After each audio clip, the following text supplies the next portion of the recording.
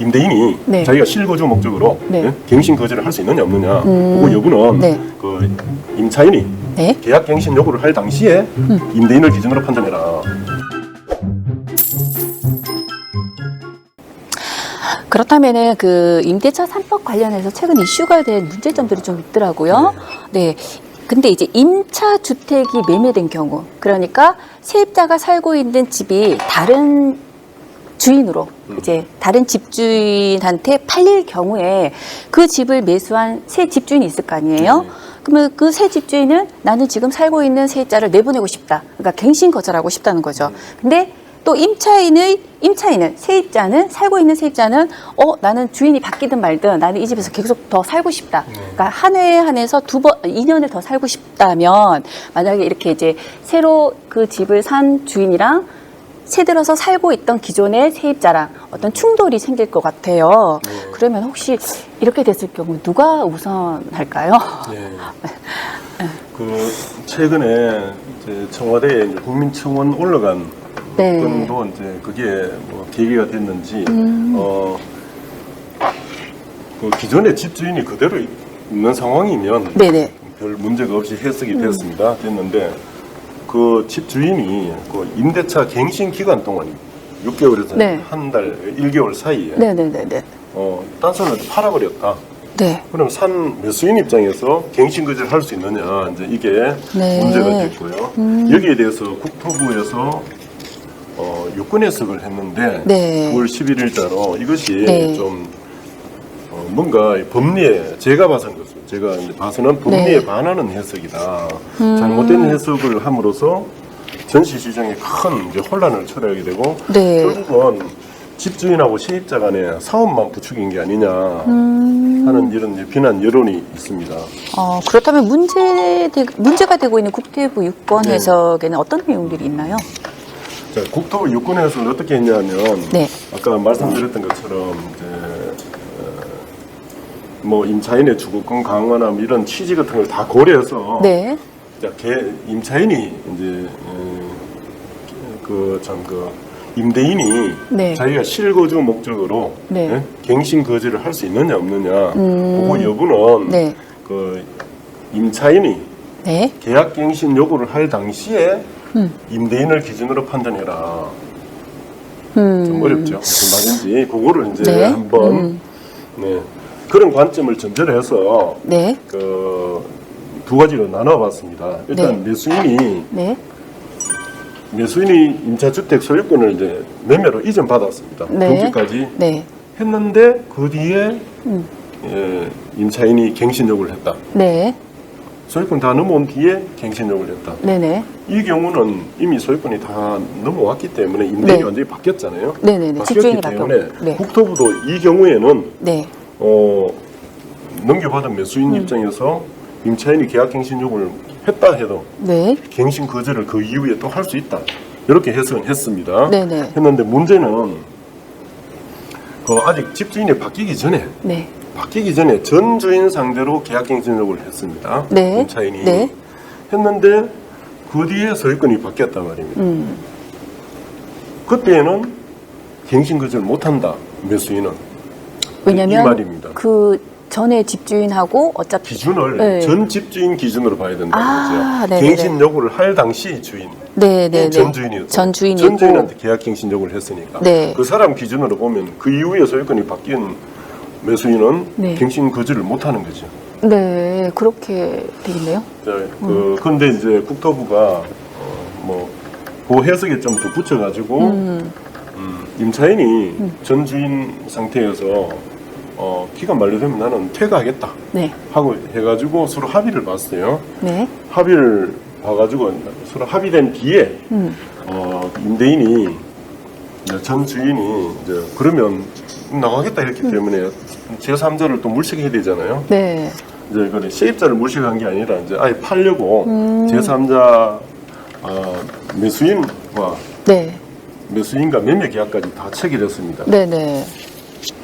나가겠다고 합의했기 때문에 네. 팔려고 매수인 매매 계약을 이제 통해서 네. 매수인하고 계약까지 다 체결했다. 네. 이런 경우에까지 갱신을 전 주인이 계약갱신을 뭐 거절하는 게 뭐 부당한 게 아니잖아요. 이 경우는. 저 이미 네. 그 전 주인하고 뭐 계약 그 부분에 대해서는 이야기가 다 된 상태이기 때문에 이제 이 경우를 네. 계약갱신 거절 사유에 보면 구호에 뭐 그밖에 임차인으로서의 의무를 현저 위반하거나 임대차를 계속하기 어려운 중대한 사유가 있는 경우라고 규정하고 있습니다. 네. 국토부는 이제 요구에 해당된다는 요 사유에 해당되기 때문에 이럴 때는 임대인이 갱신 거절을 할 수 있을 거다. 네. 그런데 이것도 뭐 국토부 유권 해석이 네. 전부가 아니거든요. 이제 이거는 결국 나중에 네. 법원으로 가서 소송을 통해서 판례를 통해서 확정돼야 되는데 네. 일단 이런 정도의 유권 해석이 있다. 뭐 이렇게 이해하시면 되겠죠.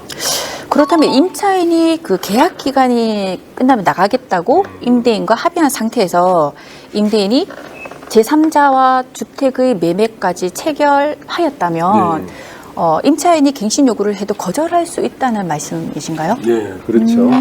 그러니까 지금 주택임대차보호법에 이번에 갱신 요구권을 규정하면서 네. 그 규칙에서 임대인이 먼저 갱신 거절하고 제3자하고 임대차 계약까지 맺은 경우를 네. 갱신 거절이 가능한 사유로 규정하고 있잖아요. 네네. 그거하고 유사한 거죠. 이 경우도 나가겠다고 합의까지 해놔놓고 했기 네. 때문에 또 새로운 매수인하고 매매 계약까지 체결한 경우입니다. 네. 요 법에서는 임대차 계약을 제3자하고 체결한 경우고 네네. 요 경우는 매매 계약을 체결한 매매 계약을 체결한 거고. 경우에도 네. 갱신 거절을 할 수 있다. 네. 그런 의미죠. 그렇군요.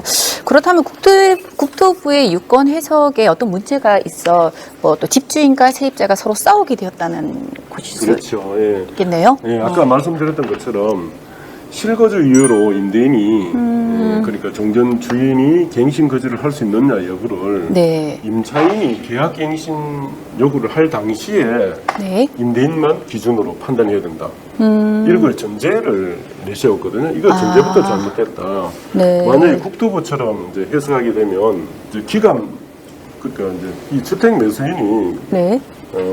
주택을 매수한 게 네. 뭐 임대차 계약 갱신 요구 기간, 네. 임차인이 갱신 요구할 수 있는 기간 네, 6개월에서 6개월에서? 한 달 전 네. 사이 네네. 그 사이에 매매가 이루어진 경우에 문제가 됩니다. 네. 그 이전에 매매가 이루어져 가지고 이미 소유권 넘어왔거나 했다 하면 아무 문제가 안 되겠죠. 네네네. 그 기간 안에 그래서 그 가지고 기간 문제가. 안에 네, 이제 네. 매매가 이루어져서 등기까지 넘어갔다 하는 경우가 문제되는데 네. 그럴 경우에 그 우선순위를 어떻게 하느냐. 자, 일단은 그 예를 한번 들어볼게요. 그러니까 임대차 기간 만료 5개월 전에 네. 임차인이 갱신 요구를 먼저 했습니다. 네. 5개월 전에. 네. 근데 매수인은 4개월 전에 매수를 해서 소유권까지 넘어갔습니다. 그런 경우에 매수인은 국토부 해석에 의하면 그 보호받을 수 있습니까? 매수인은 갱신 거절할 수 있겠습니까? 갱신 거절할 수 있는 거 아닌가요? 그 기간 6개월에서 1개월 사이니까. 그리고 국토부 유권 해석에 의할 때 네. 헷갈리시죠? 너무 어려워요. 정신 바탕 차리면 헷갈려요. 너무 어려워요, 지금. 그래서 네. 다시 말씀드리면 국토부 유권 해석에 의할 때 하고 올바른 해석에 의하면 네. 이 두 가지로 나눠야 됩니다. 네. 자, 국토부 유권 해석에 의하면 임차인이 갱신 요구할 당시에 네. 을 기준으로 네. 판단해야 된다 했잖아요. 네네. 갱신 거절 할 수 있는지 네네. 여부는. 네네. 근데 방금 예를 들었을 때는 국토부 임차인이 네네. 임대차 기간 만료 5개월 전에 갱신 요구를 했습니다. 네. 전 주인한테 갱신 요구를 했죠. 네. 근데 그 사이에 소유권이 이전됐습니다. 네. 이전돼 가지고 임대차 기간 만료 4개월 전에 네. 매수인이 이제 네. 소유권자가 됐습니다. 그 사람이 임대인이 된 거죠. 네. 집주인이 된 거죠. 집주인이 된 거죠. 네. 그러면 국토부 유권 해석에 의하면 새로 집주인이 된 사람은 갱신 거절을 못하게 되겠죠. 그렇죠. 국토부 유권 해석에는 네, 집주인을 기준으로 한다고 했습니다. 그러니까 종전 집주인한테 이미 갱신 요구를 했고 네. 그 효과가 그대로 넘어오기 때문에 네. 그 뒤에 매수한 사람은 네. 그 효과를 그대로 받아야 되고 자기는 네. 갱신 거절을 못하는 겁니다. 그러니까 갱신해줘야 되는 거죠. 네네네네. 그래서 결국은 주택 매수인이 매수해서 등기까지 이전된 시점에 이제 소유권을 취득하니까 매수해서 등기까지 이전되는 그 시점하고 네. 또 임차인의 갱신 요구 시점 그 선호에 따라서 이제 효력이 결정되겠죠. 그는 결국 등기하고 갱신 요구 중에 네. 먼저 한 사람이 임자다. 아. 먼저 한 사람이 임자가 되는 거죠. 네. 어렵죠. 그렇다면 주택을 매수한 매수인이 만약에 갱신 거절을 하려면 매매 계약을 체결한 것으로는 안 되고 등기 이전까지 받은 후에야 가능하다는 이야기인가요? 그렇죠. 등기 이전. 그러니까 매수인이 뭐 갱신 거절을 하려고 하면 네. 자기가 소유자가 돼야 되잖아요. 임대인이 돼야 그렇죠. 되잖아요. 네. 계약만 체결해서는 임대인이 안 되고 등기까지 이전돼야 비로소 소유자가 되고 소유자가 된 상태가 돼야 네. 비로소 갱신 거절을 할 수 있으니까 그렇게 되는 거죠. 그렇게 등기 이전을 해야지만 임대인지를 승계받는 거나 다름없네요. 만약에 7월 31일 저희 개정법이 시행되기 전에 6월 중에 예를 들어서 주택매매 계약까지 체결하고 다만 매수인이 아직 등기 이전을 하지 않은 상태에서 임차인이 세입자가 갱신 요구를 한다면 갱신 거절을 할 수가 있을까요? 네, 이 점에 대해서는 뭐 지금은 이런 경우가 잘 없을 수 있는데 네. 어쨌든 이 법 자체가 갱신 요구권 규정 자체가 네. 7월 31일부터 시행됐습니다. 그 이전에 이미 매매 계약으로 소유권이 이제 넘어갈 수 있는 상황이 된 거죠. 네. 매매 계약만 체결했다. 네. 소유권까지 넘어갔다면 아무 문제가 없죠. 그 사람이 임대인이니까. 네네네. 근데 매매 계약만 체결한 경우에도 아직 등기가 넘어간 경우에도 그 매수인은 네. 그 뒤에 네. 임차인이 계약 갱신 요구를 했더라도 거절할 수 있느냐 이 문제거든요. 네. 근데 이런 경우에는 매수인이 이제 법이 또 이렇게 개정될지도 모르는 상태에서 매매 계약까지 체결했단 말입니다. 네. 네. 우리가 그 임차인 그 임대인이 네. 갱신 거절하고 제3자하고 이미 그 임대차 계약을 체결한 것만 해도 네. 갱신 거절 사유되는 거 하고 네. 거의 뭐 같은 같은 취지로 이 경우에도 계약만 체결했지 아직 소유권에 취득하지 못했지만 네. 그 상태의 매수인도 갱신 거절을 할 수 있다. 그렇게 본 거죠. 일단은 갱신 거절을 할 시점에는 매수인 명의로 등기 이전이 되어야 된다라는 거죠. 그거는 갱신 거절 의사표시를 할 시점에는 그리고 네. 자기가 갱신 거절을 하려면 네. 소유자가 돼야 되니까 네. 등기 이전까지는 돼야 되겠죠. 등기 이전이 제일 중요하네요. 자, 국토부 해석에 따르면 계약 갱신 기간 내에 주택이 매매되었을 경우에 임차인의 갱신 요구와 또 매수인의 등기 이전 중에 먼저 한 사람이 임자가 되는 셈인데 만약에 갱신 요구와 등기가 만약에 같은 날, 같은 시간, 그러니까 같은 날 되었다면 누가 우선순위할까요? 예, 이 경우는 뭐 언론에 지금까지 문제된 사례는 없습니다. 없는데 네. 제가 이런 사례들이 실제 이제 임대차 관련해서 네. 있기 때문에 제가 문제 제기를 한번 해본 건데요. 이렇게 뭐 이런 경우가 있을 수 있겠죠.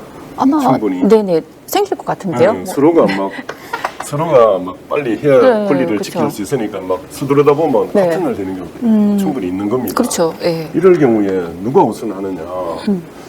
뭐 똑같은 순위니까 어느 누구도 우선하지 못한다. 이렇게 벌려지도 있겠죠. 그런데 누군가는 우선해야 된다. 그렇죠. 네. 네. 뭔가 이 쪼개가지고 반반씩 나눠줄 수 있으면 좋은데 이거는 그런 권리가 아니잖아요. 네. 누가 한 사람이 권리를 가지면 한 사람은 가지지 못하게 되는 이런 상황이 될 수밖에 없다 보니까 근데 이제 부동산 등기법에 네. 보면 이렇게 규정하고 있습니다. 6조 2항에 네. 이제 등기 신청에 따라 등기관이 등기를 네. 마치게 되면 네. 등기가 완료되는 거죠. 네. 그래서 등기부에 기재가 되잖아요. 네네네. 기재가 되는 거는 그 등기는 접수한 때로부터 효력을 발생합니다. 가서 등기 접수하는. 접수. 보통 등기는 접수하고 며칠 걸리잖아요. 네네네네. 뭐 걸리는 걸로 엄청 알고 빠를 있어요. 때는 막 속전속결할 때는 당일 되는 경우도 있지만 대부분은 2, 3일은 걸립니다. 네. 그래서 그러면 등기 접수한 때 효력이 생겨요.